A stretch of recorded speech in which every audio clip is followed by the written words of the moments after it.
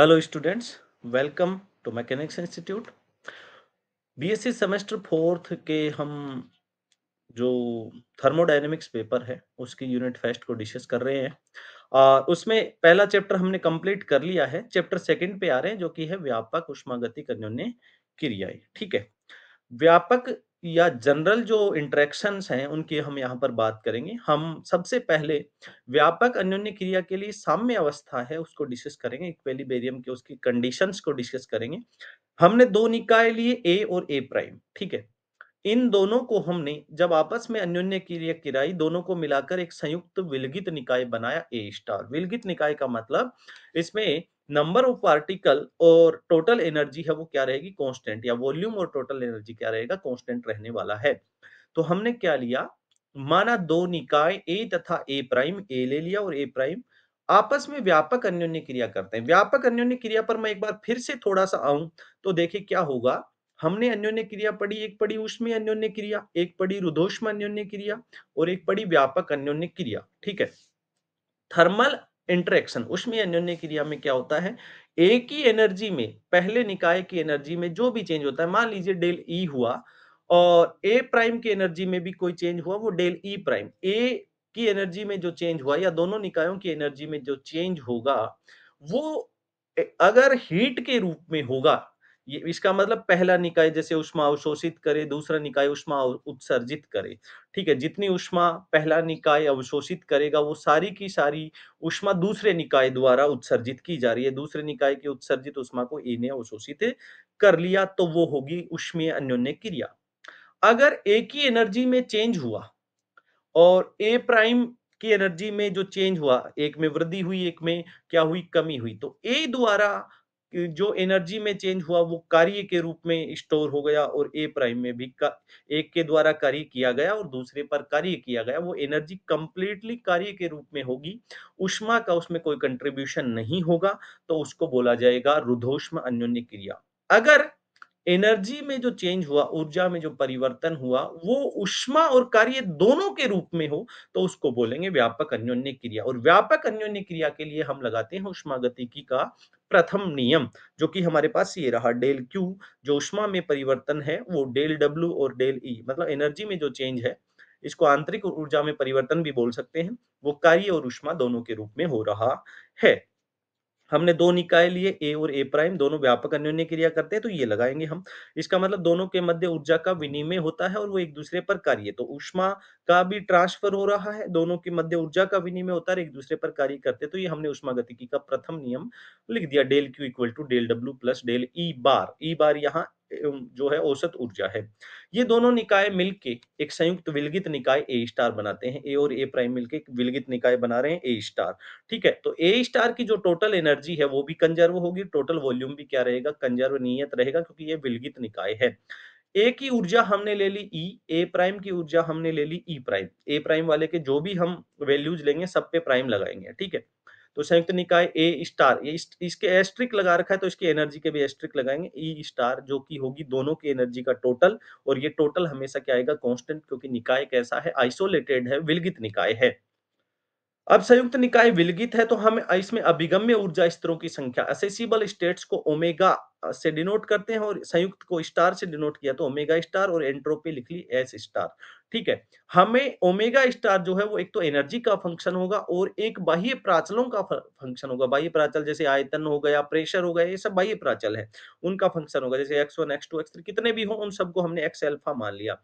तो एंट्रोपी और ऊष्मा अभिगम्य ऊर्जा स्तरों की संख्या है वो बाह्य प्राचल और ऊर्जा जो बाह्य प्राचल और ऊर्जा का फलन होते हैं, तो ओमेगा स्टार जो है वो भी ई और एक्स अल्फा का फंक्शन है, एस स्टार जो है वो भी ई और एक्स अल्फा। एक्स अल्फा यहाँ बाह्य प्राचल हो सकता है, एक भी हो सकते हैं, दो भी हो सकते हैं, 10 भी हो सकते हैं, कितने भी हो सकते हैं। जब हम ओमेगा स्टार और एस स्टार का ई और एक्स अल्फा के रिस्पेक्ट में ग्राफ बनाते हैं तो एक एनर्जी की स्पेसिफिक वैल्यू पर, इनकी एनर्जी के एक स्पेसिफिक मान पर ओमेगा स्टार और एस स्टार का मान अधिकतम प्राप्त होता है, मैक्सिमम। जब हम दोनों का ग्राफ खींचते हैं, ओमेगा स्टार का ई और एक्स अल्फा के साथ ग्राफ खींचते हैं, ई के साथ खींचते हैं तो ई के एक स्पेसिफिक वैल्यू पर ओमेगा स्टार और एस स्टार जो है वो मैक्सिमम प्राप्त होते हैं। ऐसे ही एक्स अल्फा मतलब बाह्य प्राचल, जैसे वॉल्यूम के रिस्पेक्ट में खींचा, प्रेशर के रिस्पेक्ट में खींचा, तो भी ओमेगा स्टार और एस स्टार के मान अधिकतम प्राप्त होते हैं। ओमेगा स्टार अभिगम्य ऊर्जा स्तरों की संख्या या एस स्टार अधिकतम कहाँ होते हैं? साम्य अवस्था पर। इसका मतलब जिस वैल्यू पर जैसे E equal to E bar पर एस स्टार और ओमेगा स्टार मैक्सिमम हुआ या x equal to x alpha bar पर अधिकतम प्राप्त हुआ, तो ये जो स्थिति है E equal to E bar x equal to x bar निकाय ए और ए प्राइम को साम्य अवस्था में दर्शाएगा। ठीक है, साम्य अवस्था में। अब इसके लिए कंडीशन क्या होगी? हमने दो निकाय लिए जिनकी ऊर्जाएं ई और ई प्राइम है, ए और ए प्राइम निकाय की। बाह्य प्राचल हमने यहाँ आयतन कंसीडर कर लिया और प्रेशर ले लिया। तो यहाँ पहले हम आयतन को लेके चल रहे हैं, क्रमशः वी और वी प्राइम है। दोनों निकाय परस्पर साम्य अवस्था में है, व्यापक में है, तो जो वी स्टार है वो वी प्लस वी प्राइम होगा। Total energy E star equal to E plus E prime क्या आएगी? कांस्टेंट आएगी। ए की हमने एनर्जी ई ले ली, बाह्य प्राचल पी और वी ले लिए। ए प्राइम है, इसकी एनर्जी ई प्राइम ले ली, बाह्य प्राचल प्रेशर ले लिया पी प्राइम और वॉल्यूम ले लिया वी प्राइम हमने। ठीक है, व्यापक अन्योन्य क्रिया कर रहे हैं, संयुक्त निकाय ए स्टार बना रहे हैं, संयुक्त निकाय विलगित होता है, इसका मतलब ऊर्जा संरक्षित रहेगी और आयतन नियत रहेगा। तो ई plus E prime total energy जो कि ई स्टार को डिनोट कर रही है वो नियत, और टोटल वॉल्यूम है जो कि वी प्लस वी प्राइम है वो भी क्या है? नियत। अब देखो हमने मान लिया कि जब दोनों निकाय अन्योन्य क्रिया कर रहे हैं तो ए के आयतन में चेंज हो रहा है V से V प्लस डेल V, और एनर्जी में चेंज हो रहा है E से E प्लस डेल V। ठीक है, ये हमने चेंज कर लिया, और इस रेंज में वॉल्यूम की रेंज में और एनर्जी की दोनों चीजें लेनी, एक तो ऊर्जा लेनी है और एक बाह्य प्राचल। तो ऊर्जा ले ली, बाह्य प्राचल हमने आयतन लिया। ऊर्जा और बाह्य प्राचलों की जो रेंज ले ली, आयतन की जो रेंज ले ली, उसमें हमने अभिगम्य ऊर्जा स्तरों की संख्या ए निकाय के लिए ले ली ओमेगा, जो कि एनर्जी, और बाह्य प्राचल यहाँ कौन है? वॉल्यूम उसका फंक्शन है। सिमिलर वे में हमने ए प्राइम के लिए एनर्जी की रेंज ली है ई प्राइम से E prime plus del E prime, और वॉल्यूम की रेंज ली है V prime plus del V prime. यहाँ अभिगम्य ऊर्जा स्तर को हमने ओमेगा प्राइम से डिनोट किया, ये भी एनर्जी और वॉल्यूम का फंक्शन है। तो हमें पता है जो अभिगम्य ऊर्जा स्तरों की संख्या वो गुणन के नियम का पालन करती हैं। तो ओमेगा और ओमेगा प्राइम को जब गुणा किया तो संयुक्त निकाय की हमारे पास अभिगम्य ऊर्जा स्तरों की संख्या आ गई ओमेगा स्टार, जो कि भी एनर्जी और वॉल्यूम का फंक्शन है। हमने दोनों तरफ लॉग लिया, दोनों तरफ लॉगरिथम लिया, लघुगणक लिया, तो अपने को पता है जो गुणा है वो लॉग में क्या हो जाता है? प्लस हो जाता है। तो ln omega star equal to हो गया ln omega plus ln omega prime E prime V prime. Okay, यहाँ हमें एंट्रोपी कैलकुलेट करनी है, तो हमें पता है एंट्रोपी S का फॉर्मूला होता है K ln ओमेगा। तो दोनों जो है, दोनों साइड है उनको हमने K से मल्टीप्लाई कर दिया। ठीक है, तो K से मल्टीप्लाई कर दिया तो ये हो गया S स्टार संयुक्त निकाय की एंट्रोपी, ये पहले निकाय A की एंट्रोपी, और ये S प्राइम हो गई जो कि A प्राइम की एंट्रोपी है। तो देखो हमने एंट्रोपी लिखी, S स्टार का वैल्यू ये है, एस का वैल्यू ये है, और तो ये हमारे पास क्या आ गया? S star equal to S plus S prime, जो कि ये होगा। और हमें पता है एंट्रोपी जो है वो क्या करती है? योज्यता के गुणधर्म एडिशनल प्रॉपर्टी को फॉलो करती है, जो कि हमारे पास यहाँ आ गया। और कौन कौन सी वैल्यू को? जैसे एस के एल एन ओमेगा है, एस प्राइम के एल एन ओमेगा प्राइम है, के यहाँ बोल्ट्जमान कांस्टेंट है। अब दोनों निकाय आपस में अन्योन्य क्रिया कर रहे हैं और साम्य अवस्था की कंडीशन हमें निकालनी है। तो हमें पता है साम्य अवस्था पर एंट्रोपी है वो, जो संयुक्त निकाय की एंट्रोपी है वो अधिकतम होती है। ये हमने पहले भी डिस्कस किया है, अधिकतम होती है, इसका मतलब इसमें परिवर्तन कितना होगा? जीरो। तो हमने ले लिया D S star, S star में परिवर्तन या डिफरेंशिएशन कितना है? जीरो। तो जो कि एस स्टार की वैल्यू यहाँ पुट कर दी, ये जीरो। तो हम ये वैल्यू निकालेंगे, तो इसको हम D S plus D S prime लिख सकते हैं, जो कि आएगा जीरो। हमें पता है एस क्या होता है? के एल एन ओमेगा, और ओमेगा जो हमें एनर्जी और वॉल्यूम का यहाँ फंक्शन है। ठीक है, या एनर्जी और बाह्य प्राचल का फंक्शन है। तो एल एन ओमेगा क्या हो जाएगा? L N omega. तो अगर हम इसका डी निकालेंगे तो ये दो वेरिएबल का फंक्शन है, दो चरों का फलन है, तो पार्शियल डिफरेंशिएशन से हम इसको सोल्व करेंगे। डी एल एन ओमेगा क्या हो जाएगा? एल एन ओमेगा का ई के रेस्पेक्ट में partial differentiation into D E plus L N omega का वी के रेस्पेक्ट में पार्शियल डिफरेंशिएशन। अब ये जो दोनों वैल्यू है ये तो डिनोट करती है बीटा प्राचल को, हम पहले डिस्कस कर चुके हैं। ln ओमेगा का एनर्जी के रिस्पेक्ट में डिफरेंशिएशन है वो बीटा प्राचल। ये जो टर्म है ये बीटा प्राचल के साथ कोई जो बाह्य प्राचल है उसको डिनोट करेगा। जैसे ये यहाँ वॉल्यूम बाह्य प्राचल लिया है तो ये बीटा प्राचल के साथ दाब को डिनोट करेगा। अगर यहाँ दाब ले लेते तो कहीं वॉल्यूम या अन्य किसी प्राचल को डिनोट करेगा। तो यहाँ ये तो बीटा हो गया, डेल ओवर डेल भी ln ओमेगा हो गया बीटा पी। ठीक है? ये अलग-अलग में कई बार प्लस भी आता है, कई बार माइनस भी, अलग-अलग फ़ॉर्मूले आते हैं, वो हम देख लेंगे, ठीक है?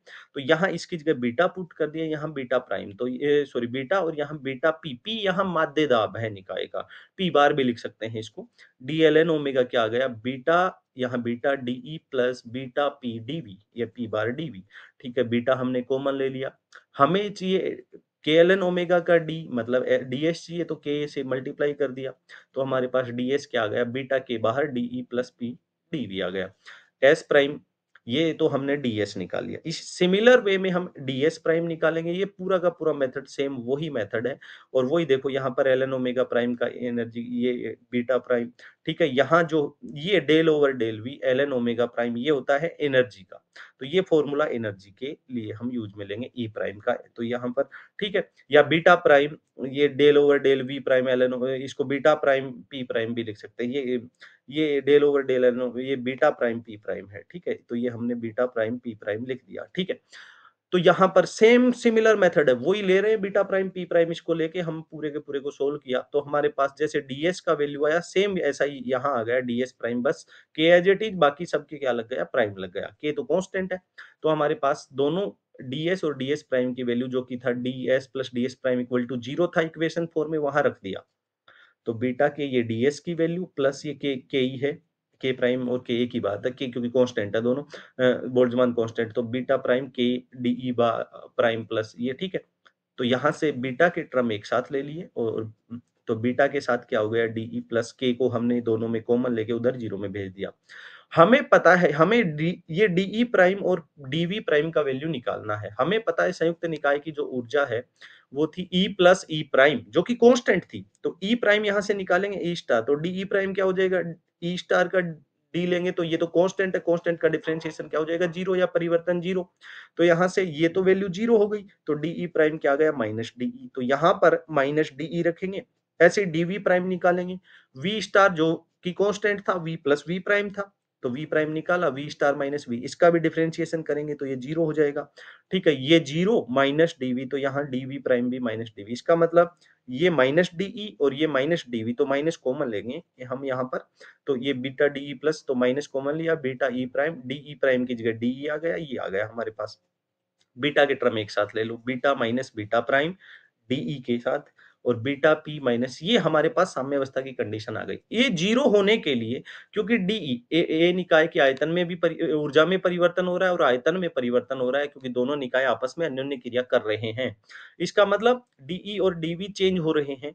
तो यहाँ पर इस पूरे इक्वेशन को सेटिस्फाई करेंगे, तो ये कब सेटिस्फाई होगा? जब बीटा किसके बराबर हो? बीटा प्राइम, और बीटा पी बराबर हो बीटा प्राइम पी प्राइम, तो बीटा बराबर हो गए तो पी किसके बराबर हो? पी प्राइम के। तो यह समीकरण तभी संतुष्ट होगा जब बीटा बीटा पी प्राइम और P equal to P prime, या ये कह सकते हैं बीटा प्राचल बराबर और ये थे बाह्य प्राचल बराबर हो। जब मान लो दोनों बराबर नहीं हो, सिर्फ बीटा प्राचल बराबर हो, तब तो होती है उसमें साम्यावस्था। जब बाह्य प्राचल बराबर हो तब होती है रुद्धोष्म साम्यावस्था, रुद्धोष्म अन्योन्य क्रिया के अंदर साम्यावस्था, ठीक है?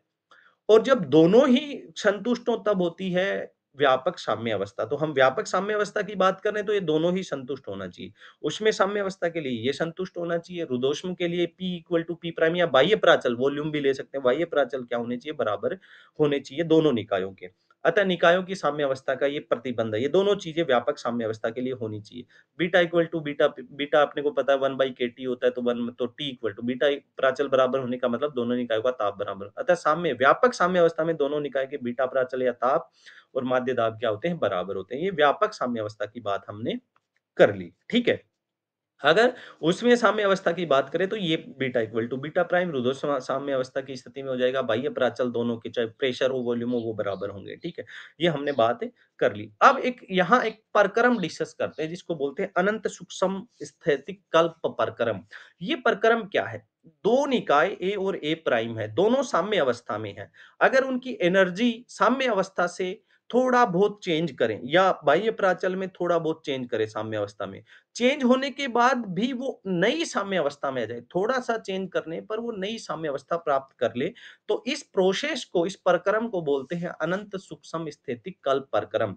एक ऊष्मागतिक निकाय है, वो दूसरे ऊष्मागतिक निकाय के साथ अन्योन्य क्रिया कर रहा है, दोनों साम्य अवस्था में है, ठीक है? पहली साम्य अवस्था मान लो energy E equal to E bar पर आई, उसमें थोड़ा-सा चेंज कर दिया हमने, एनर्जी में DE कर दिया थोड़ा-सा चेंज।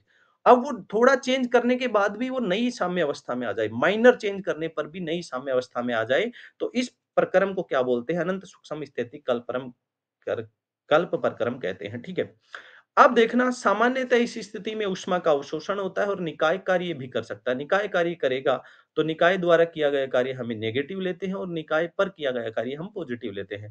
तो सामान्यतः ऊष्मा का अवशोषण होता है तथा यह कार्य भी कर सकता है। यह निकाय किसी अन्य निकाय से अनंत सूक्ष्म अवस्था परिवर्तन करता है। अवस्था में थोड़ा-सा सूक्ष्म सा परिवर्तन होता है और नई साम्य अवस्था हमारे पास आ जाती है इसमें।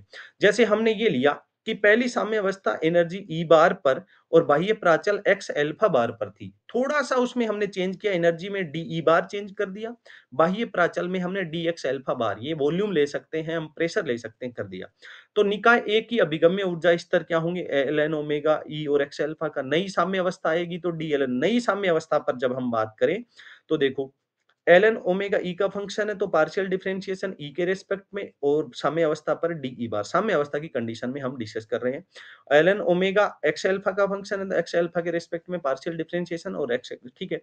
और साम्य अवस्था में इसको इक्वल टू 0 भी लिख सकते हैं क्योंकि साम्य अवस्था में डी ln ओमेगा 0 आता है तो वो हम लिख सकते हैं। ये पता है डी और डी ई ln ओमेगा होता है, बीटा प्राचल और ln ओमेगा का बाह्य प्राचल के रिस्पेक्ट में करें तो प्लस माइनस बीटा बाह्य प्राचल आता है।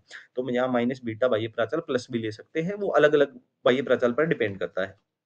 जैसे मान लो वॉल्यूम इंक्रीज हो रहा है तो यहाँ प्लस बीटा डी भी आ जाएगा, प्रेशर के टर्म में आ जाएगा पीडीवी, ठीक है? उसके अकॉर्डिंग ये चेंज होगा। तो डी एलएन ओमेगा क्या हो जाएगा? बीटा डी ई बार प्लस ले तो plus minus beta x alpha, ठीक है? जैसे हमने इसको डी डब्ल्यू ले लिया, डी डब्ल्यू क्या होता है? पीडीवी, तो दोनों बाह्य प्राचल हो गए, एक्स अल्फा हो गया पी और डी एक्स अल्फा हो गया डीवी, ठीक है? प्रेशर प्रेशर और वॉल्यूम के टर्म में हमने बाह्य प्राचल ले लिए तो जैसे डी एल एन ओमेगा क्या हो गया? बीटा डी ई बार और इसकी जगह ले लिया minus beta delta W, beta as it is और delta W x alpha D x alpha की वैल्यू, ठीक है?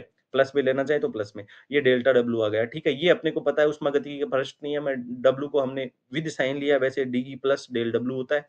तो यहाँ बीटा, तो डी हमने देखा कि के से दोनों तरफ मल्टीप्लाई कर दिया पहले और ये हमारे पास ये आ गया। फर्स्ट नियम से ये डी क्यू की वैल्यू होती है, प्लस होता है वहाँ पे, यहाँ डब्ल्यू को हमने विद साइन लिया है क्योंकि निकाय द्वारा किया गया कार्य है तो ये आपके पास ही आ गया। ठीक है, ऊष्मागतिकी का पहला नियम क्या कहता है? ऊष्मागतिकी के पहले नियम से ये वैल्यू dq है, डेल q है, तो हमने डेल q रख दी तो ds। तो हमने देखो फर्स्ट नियम में ये भी देखा dq इक्वल टू tds लिखा था, वो tds यहीं से आया है। डेल q बताता है अनंत सूक्ष्म स्थिति कल्प प्रक्रम को, थोड़ा-सा इसमें चेंज हमने किया है। यह समीकरण सभी अनंत सूक्ष्म स्थिति अब के लिए वैध है, वो सबके लिए लागू होगा। अब हम 2 कंडीशन ले रहे हैं। जब डेल q 0 हो मतलब सारी की सारी ऊर्जा में जो परिवर्तन हुआ वो कार्य के रूप में हुआ, ठीक है? चाहे वो कार्य निकाय द्वारा किया गया हो या निकाय पर किया गया कार्य के तो। अब कार्य के रूप में हुआ इसका मतलब यहाँ कौन-सी जो ऊष्मा में परिवर्तन है तो ये रुद्धोष्म प्रक्रम की बात कर रहा है तो ds क्या हो जाएगा यहाँ से?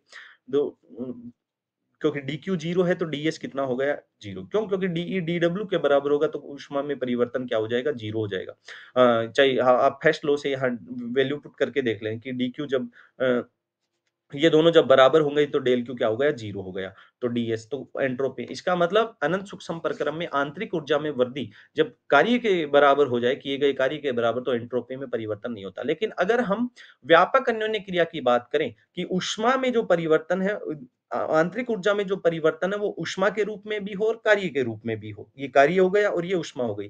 निकाय द्वारा किया गया तो हमने माइनस साइन के साथ लिया है तो डीई माइनस माइनस ये प्लस हो गया।